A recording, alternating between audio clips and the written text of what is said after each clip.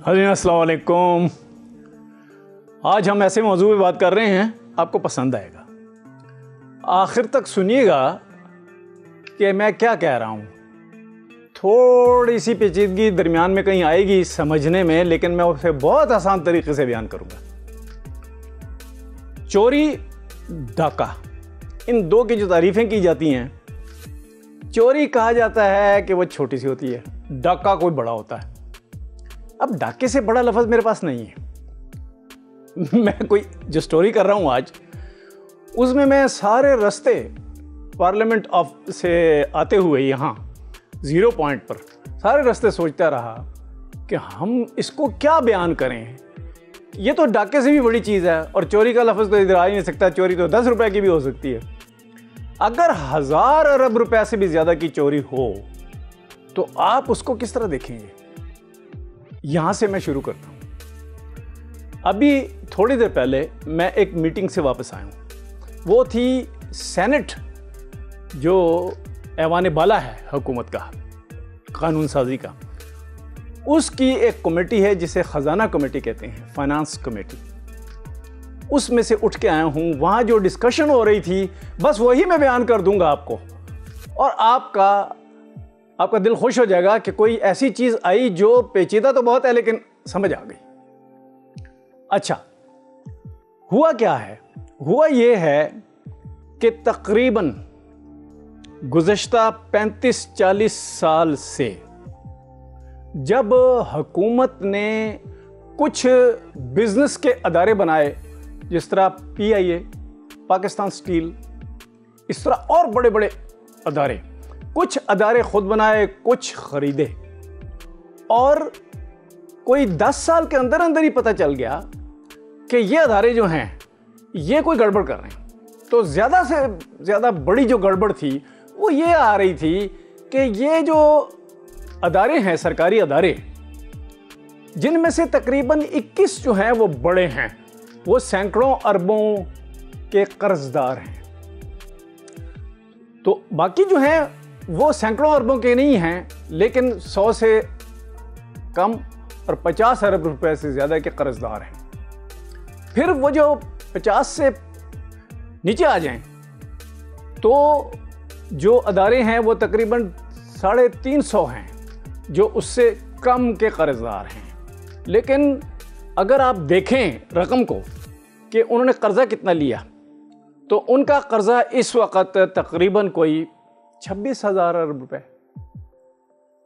پھر قرضہ جو ہے 26,000 سے 526 ہو گیا 35 سال میں۔ پھر اگلے کوئی 5 سال میں وہ قرضہ جو ہے وہ 3,200 ارب روپے ہو گیا۔ اس لیے میں کہہ رہا ہوں ہزاروں اربوں میں قرضہ لیا۔ اچھا، وہ قرضہ جو ہے وہ ادا کرنے کے لیے، کیونکہ ادارے تو کام نہیں کر رہے تھے، منافع تو نہیں لے رہے تھے، اور منافع اس لیے نہیں لے رہے تھے کہ کرپشن ہو رہی تھی، تو وہ جو ادارے ہیں انہوں نے کیا کیا؟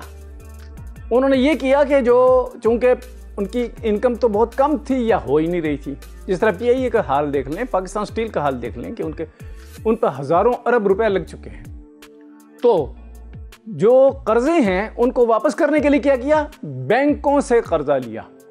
آپ کو ایک چیز کا بڑا احساس ہوگا کہ 30 یا 35 سال پہلے نہ بینک بہت زیادہ تھے پاکستان میں، نہ ان کی شاخیں بہت زیادہ تھیں۔ تو ابھی گزشتہ 10-15 سال سے لوگ سوچ رہے تھے کہ جو بینک اتنی تعداد میں آ گئے ہیں، اس کا مطلب بزنس بڑھ گیا ہے۔ جی نہیں، اگر بزنس بڑھتا نا تو جو FBR کا ٹیکس ہے نا، تو وہ بھی ہزاروں اربوں روپے میں بڑھ جاتا، نہیں بڑھا۔ انہوں نے کیا کیا؟ بینکوں سے پیسے لیے، اور جب بینکوں نے دیکھا کہ یہ تو کوئی بزنس ان کا ہو ہی نہیں رہا، یہ تو واپس کر ہی نہیں سکتے، اور جب واپس نہیں کر سکتے تو ہماری جو رقم ہے وہ ڈوب نہ جائے کہیں، تو اس کا ایک حل انہوں نے یہ نکالا کہ بھائی ذرا بھاری شرح سود سے دیں قرضے۔ دوسرے ہے کہ جب تک پچھلے قرضے نہ ملے ہوں تو آئندہ نئے قرضے نہ دیں، اور یہ کام 10-15 سال سے ہو رہا ہے۔ اب وہ پیچیدہ چیز جو میں کہہ رہا تھا وہ آنے والی ہے، اس کو ذرا اور غور سے سنیں۔ ہوا کیا کہ جو مختلف ادارے ہیں جو کہ سرکاری ہیں اور سرکار سے تعلق رکھنے والے ہیں. یعنی کہ ایک سرکاری مثلا پی آئی اے بنا, پی آئی اے نے کچھ اور ذیلی ادارے بنا لیے. ان ذیلی اداروں میں کرپشن اور زیادہ تھی, کیونکہ اس میں جو امپلائمنٹ تھی, جو افسروں اور جو کام کرنے والے نوکر تھے ان کی تعداد زیادہ تھی, ان پہ خرچہ زیادہ آ رہا تھا. تو بینک سے قرضہ لینے کا ایک ایسا رواج پڑ گیا کہ ایک مصیبت پڑ گئی پاکستان کو کہ اب یہ کیا ہوگا. آج سے ٹھیک 10 سال پہلے یہ تجاویز آنے لگی کہ ان کو یار بیچو, ان سے جان چھڑاؤ.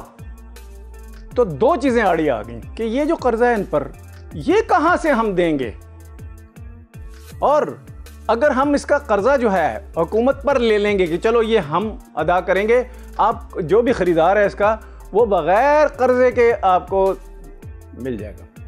اب ان کی حالت اتنی خراب تھی کہ اگر 1000 ارب روپے کا ایک ادارہ بنا ہے, ایک فیکٹری بنی ہے, ایک کاروبار بنا ہے, تو آپ کو 100 ارب روپے مل رہے ہیں. انہوں نے کہا 100 ارب لے لو, جان چھڑاؤ.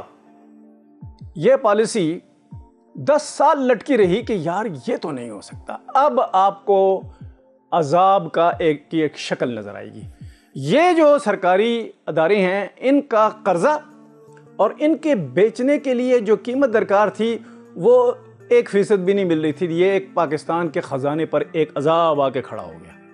اس عذاب پر ہم تو کہانیاں لکھتے رہے ہیں, لیکن اب کیا ہوا ہے جو میں نئی بات کرنے والا ہوں. اب یہ ہے کہ یہ جو ابھی میں میٹنگ سے آ رہا ہوں اس میں یہ کہا گیا کہ ایک اور کام بھی ہو رہا ہے. وہ کام کیا ہے؟ وہ کام یہ ہے کہ جس بھی ادارے نے تھوڑا سا بھی منافع کمایا تو قانون یہ کہتا تھا کہ وہ جو منافع ہے وہ آپ پاس آن کریں گے سرکاری خزانے کو, یعنی وزارت خزانہ کو, آپ ان کو جمع کرائیں گے. انہوں نے کیا کرنا شروع کر دیا؟ انہوں نے یہ کرنا شروع کر دیا, اور یہ بات ریکارڈ پہ ہے اور اس کی ریکارڈنگ موجود ہے. جس میٹنگ سے میں آ رہا ہوں وہاں سینیٹرز نے اور محکموں کے جو متعلقہ محکمے ہیں ان کے سربراہوں یا ان کے بڑے افسروں نے بھی, اور اس کے علاوہ جو ایکسپرٹس ہیں انہوں نے بھی یہ کہا کہ جی ہاں یہ کلچر ہو رہا ہے. اس کلچر پہ سٹوری نہیں آ رہی تھی کوئی.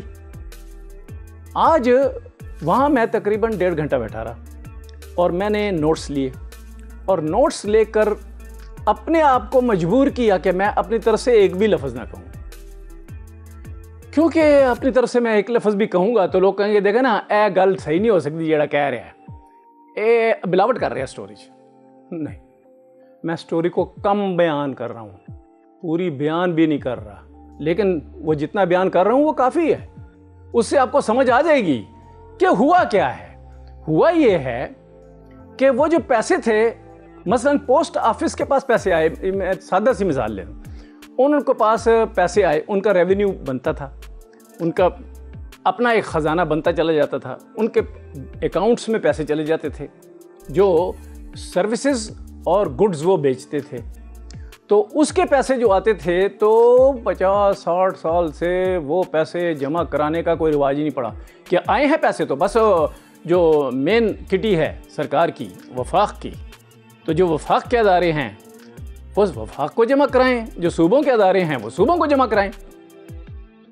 یہ اب پکا بتا دیا گیا ہے آج کی میٹنگ میں کہ انہوں نے کوئی بہت بڑی پرسنٹیج ان پیسوں کی جمع ہی نہیں کرائی. اور جب یہ پوری ساری, کیونکہ یہ میٹنگ جاری ہے, اس پہ ابھی میٹنگ جاری رہنی ہے, یہ شاید 1-2 مہینے یہ مسئلہ زیر بحث آئے, شاید یہ قومی اسمبلی میں اٹھایا جائے, شاید یہ سینٹ میں بھی اٹھایا جائے.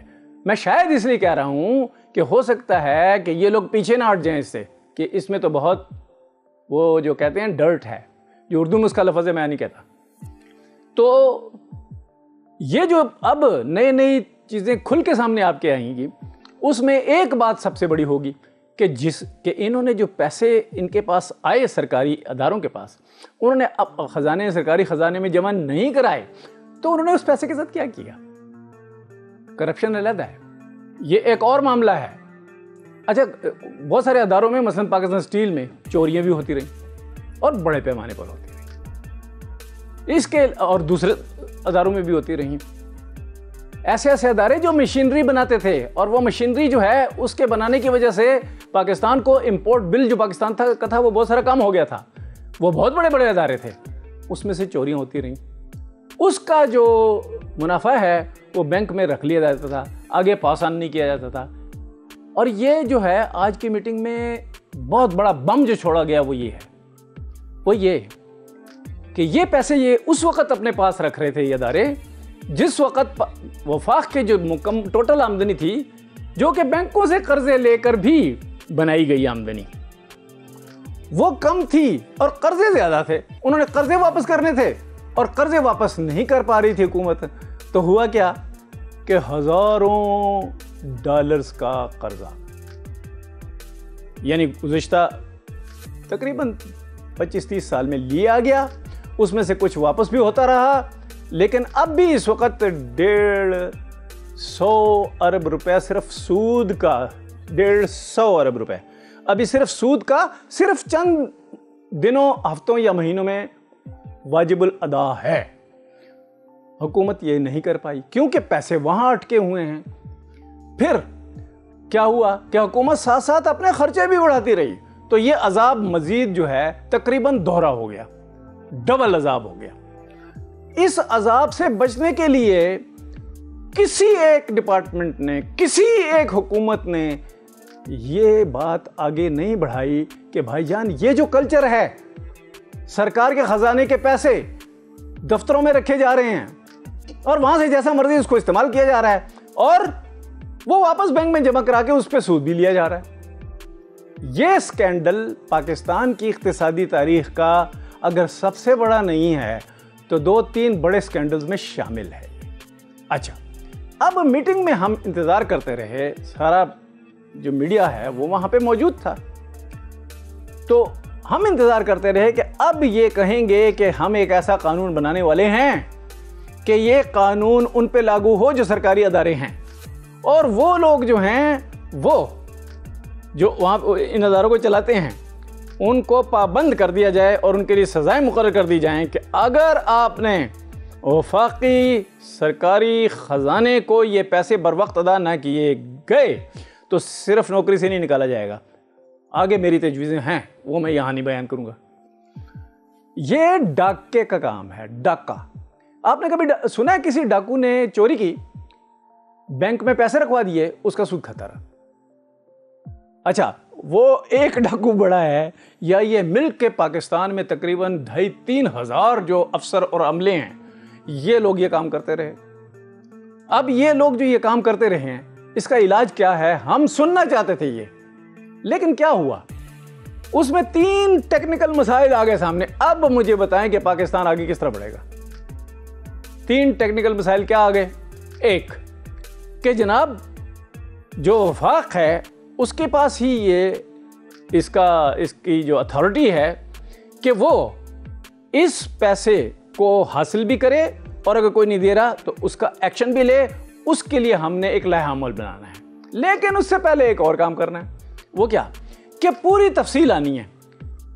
میرا تجربہ کہتا ہے کہ جب ایسی تفصیل مانگی جائے تو وہ ڈیلے کی جاتی ہے.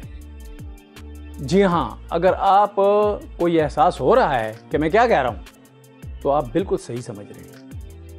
ہوگا کیا؟ اس کو ڈیلے کیا جائے گا. یہ رپورٹ پیش نہیں کی جائے گی کہ کس سال میں کتنے 1000 ارب یا 100 ارب روپے آئے سرکاری اداروں میں اور انہوں نے دبا کے رکھے اور بینکوں میں جمع کرائے اور اس کا سود لیتے رہے اور ساتھ کرپشن بھی کرتے رہے. اسی لیے تو ادارے بیٹھ گئے. تو لہٰذا وہ رپورٹ آنے دو. تو آج ایک ہی فیصلہ ہوا. دوسرا فیصلہ کیا ہوا؟ دوسرا یہ کہ یار وفاق کے پاس اختیار کیا ہے موجودہ کہ وہ اس سسٹم کو روکے. تو اس پہ بھی وزارت قانون جو ہے ہمیں بریفنگ دے. پھر تیسرا کیا ہوا؟ تیسرا یہ ہوا کہ جن جن لوگوں کے پاس اس معاملے میں بنیادی اور تازہ ترین اطلاعات ہیں، انفارمیشن ہے، وہ لوگ بھی اس میں حصہ لیں اور وہ اپنے پوائنٹس دیں یا لکھ کر یا اس کمیٹی کی میٹنگ کے دوران مائک پر یہ دیں، کیونکہ وہ ریکارڈ تو ہو جاتا ہے. یہ جو 3 کام ہیں یہ کب ہوں گے؟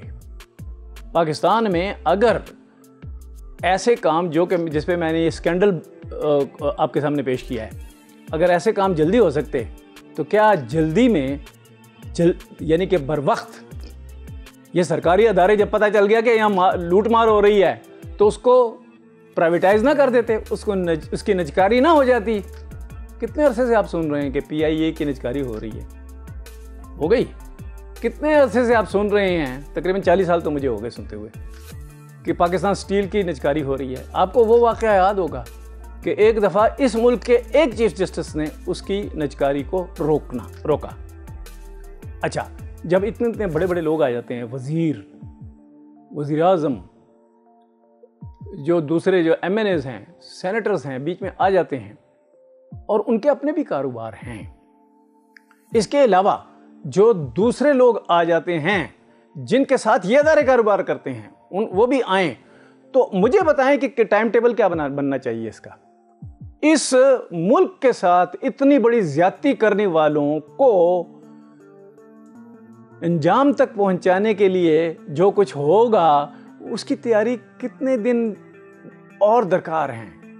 क्या इसको पाकिस्तान का सबसे इमरजेंसी केस लेकर सामने नहीं लाना चाहिए? देखें, आज ये मीटिंग ना होती तो किसी को नहीं पता था कि हो क्या रहा है। अब ये मीडिया का एक सबसे बड़ा एक कैंपेन पॉइंट भी बन सकता है। अब देखेंगे कि क्या मीडिया इसमें क्या आगे बढ़ता है। इसके बगैर कि इस पर बरवक्त कार्रवाई के बगैर पाकिस्तान को मज़ीद बहुत बड़ा नुकसान होने वाला है। उसकी वजह ये है कि इस मीटिंग में भी नहीं बताया गया कि वो टोटल रकम कितनी है जो रोकी गई, वफाक को नहीं दी गई, उस पर सूद लिया गया बैंकों से और उसमें से खुर्द-बुर्द होती रही। जो चीज़ 10 रुपए की थी वो 1000 रुपए की खरीदी गई। ये सारा जो स्कैंडल है ये इख्तिताम तक तभी पहुंचेगा जब ये वाली जो कमेटी है, खजाना कमेटी सेनेट की, वो बाकी अपना काम साइड पे रखे कि ये कौमी उमूर में से सबसे बड़ा मामला है, हम इसे इमरजेंसी में लेंगे। अगर एक ही ये काम ये कर दें तो इंशाल्लाह पाकिस्तान सही रास्ते पे चल सकता है। Thank you very much.